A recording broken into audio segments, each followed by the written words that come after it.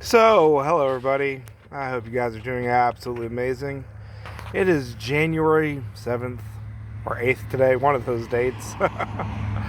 And, like the rest of you, we've just dealt with this massive cold blast that came through. And we were pretty frosty last night. Woo! Pretty frosty. But hopefully you guys pulled through well. And I thought I would talk to you about growing grains. A lot of my videos are about fruits, roots, and shoots, especially the fruits. It's what I mostly eat and meat. But I do grow grains. I grow lots of grains. I grow tons of sorghum. I grow oats and barley. I don't really grow wheat, but I grow those things. Even though I don't eat a whole lot of it, the sorghum is mainly for the livestock, and I like sorghum popcorn every once in a while. But the oats, especially, I love putting them in nice soups or stews. Like last night, I made a delicious soup and just put whole oat seeds in it like this, whole oats, and this is Hulless Oats. And they plump up and get nice and tender, a little chewy like rice. Absolutely delicious. And unfortunately, if you're not buying organic, grains tend to be really, really dirty. They're sprayed with tons of herbicides, tons, literally, guys, I'm not saying tons, just for no reason. Tons of herbicides and roundups and fungicides, a whole bunch of nasty stuff. And they're not really grown on the best soil. So whenever you can, growing your own grains is a really great way to add them to your diet, especially on occasion when you're looking for something special. And if you want to go beyond small-scale backyard production, they're not that hard to ramp up and grow tons of them if you want to grind your own flour, make your own breads and whatnot. But here we are, and let's get into what I'm planting here. And now, normally, here in Florida, I would plant these Hulless Oats in October going into November. But in case you don't know, I'm a crazy plant person. I like to breed and select stuff. I've done it forever. We do have some awesome things that are our own selections under our belt that have become pretty widely known. It's pretty insane to think about that. And hopefully we can do that with Hulless Oats. I've actually been growing this particular seed line for over 10 years. And we're working really hard to make it very drought tolerant, very poor soil tolerant, super productive, but also bring down the days to maturity. Normally, like I said earlier, we would plant these in October and they wouldn't get harvested until April, May, sometimes even going into June, depending on how readily they're grown, which depends on moisture and fertility and everything. So we're trying to bring that days of maturity way down. And I've been heavily selecting out this little bit of seed right here for a long time for very early maturing. And even though I've grown it for so long, this is literally, I've got a few seeds saved in case some disaster happens. But this is it for seed that I have, even though I've saved seed for so many years, over a decade, because we select it very heavily. And last year was the earliest we'd gotten the seed to mature, which is pretty crazy. But anyway, that's all backstory, on my side adventures of breeding things. And hopefully then, so you guys can grow them and produce your own healthy, nutritious, non-doused in chemical food, right? That's what I enjoy doing. And so get out there, grow grains. They can be very easy to grow, and they can be very productive. So there's my bit of seed, look at that.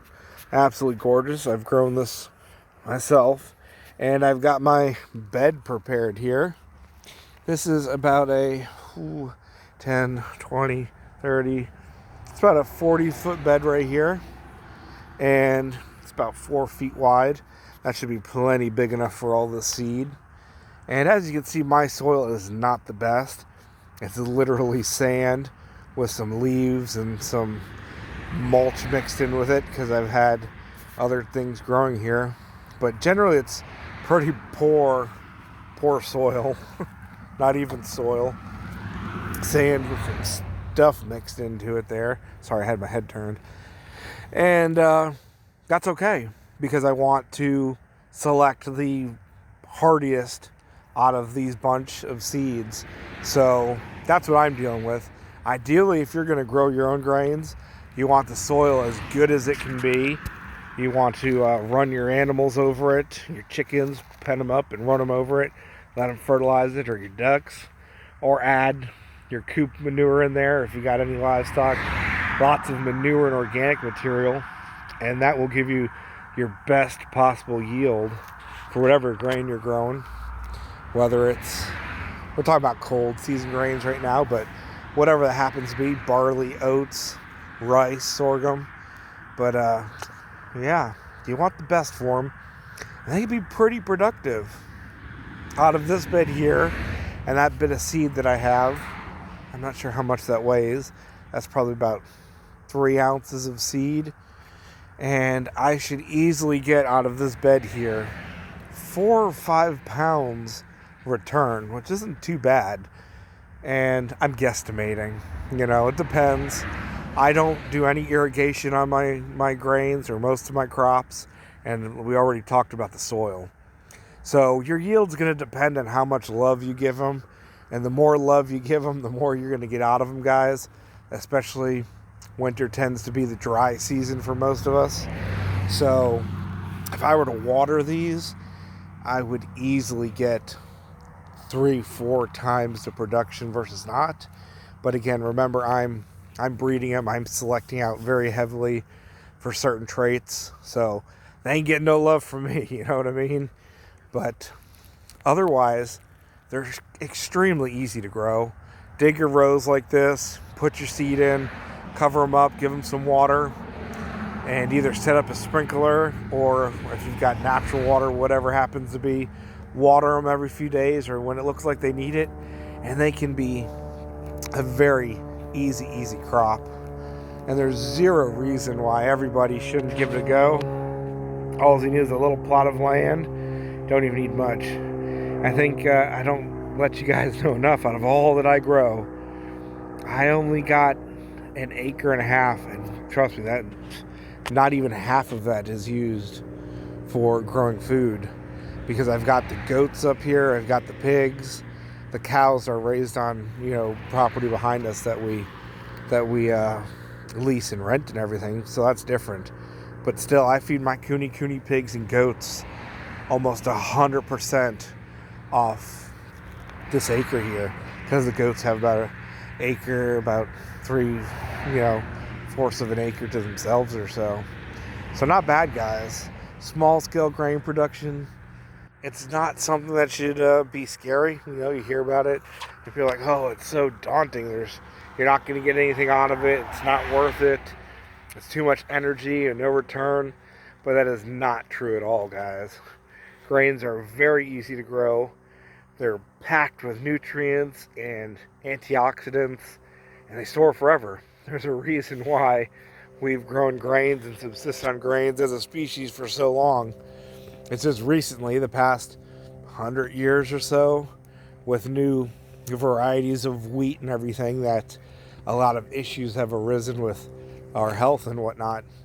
But if you go back and you get heirloom wheats or barleys or oats, rice, sorghum, stuff like that, they are very good for you. And like I said, packed full of nutrition, packed full of antioxidants, and most of them are very hardy, very easy to grow, and they can be pretty productive too without much input. So I'm going to leave you guys there. It is, I don't know if, can you feel it? The temperature's actually dropping. We're going into our 3rd night of pretty chilly weather here at the beginning of January, and that's all right. The oats can take a frost. Remember, oats like it cool, guys. Oats are a winter crop, so if you're going to grow oats like I am, they're planted between October, the earlier the better, and January, I guess, like I'm doing now. But don't follow me exactly on this, because again, I am selecting these out and breeding these. So we are really pushing for as early a crop as possible. So we decided to hold off planting this year until January so late because I wanted to see if there's any day length sensitivity to these. Because the 6 month crop, that's a long time to collect a harvest. That's 6 months, right? Say October, November, December, January, February, March, April. Yeah, that's, you're looking at about 6 months with your normal varieties if you were to go buy seed off the internet. But we've worked with these oats for so long. Extra information here, guys, if you're interested in small scale grain production and breeding and looking at my beautiful dirt rows.